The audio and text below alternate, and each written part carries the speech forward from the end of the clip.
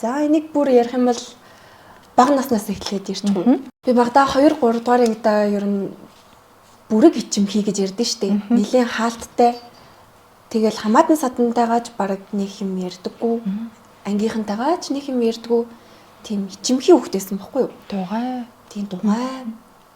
Тэгсэн чинь манай ангид нэг Булган Тамир гэдэг хүүхдүүд байсан эрэгтэй. Тэр хүүхдийн ордны драмын дугууланд явдаг. Пүүст сургууль дээр чинь хамаг юм хөтлөөл зүгээр ангийг ингээл байлдан дагуулаад нүдэн дээр чинь бүр ингээл тэр нь айгүй гой санагдал би ч гэсэн ийм болмоор юм шиг санагдал. Тэг хүүхдийн ордонд очиж бүртгүүлж исэн байхгүй юу? Тэр найзаасаа гой үлгэр жишээ аваад. Тэгээ үлгэр жишээ аваад. Тэгтээ бүртгүүлсэн нь болохоор 6 7 дугаар ангид дунд ангид орсон мөрөдөө бүртгүүлж исэн.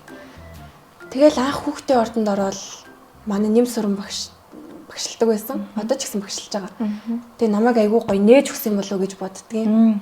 Тэгэл тэндээс би чинь нээгдэл хүнтэй ингээд чөлөөтэй юм ярьдаг болвол тэгэл цаашлаад манай хүүхдийн ордонд чинь тайзан дээр тайлан тоглолт гэж тавьдаг байхгүй юу? Тэрэн дээр анх тайзан дээр гарч эхлээл жүжиглж эхлээл те. Янз бүрийн ягт үлгэр шүлэг уншиж эхлээл яг тэр үед би яг жигнэсээ өөрийгөө задарч эхэлсэн гэж боддог байхгүй юу? Яг өсвөр нас байна. Тэ дунд анги гэдэг байлаа. Тийм. Тэгэл юм тайзны урлаг гэдэгт анх татагдаал жүжигчин гэдэг чинь айгүй гоё мэрэгжил юм байна шүү дээ.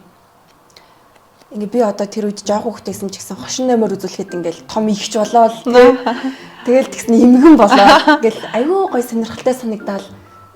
Ер нь тэгэж явсаар хагаад сүйс жүрсэл конкурс үгүй би ер нь конкурс өгч үзэх хэрэгтэй мэн гэж бодоод анх конкурс өгөөд тэгээд тэнцчихсэн. Хамтрагч Тин кафе өсвөр үеийнхний орон зай.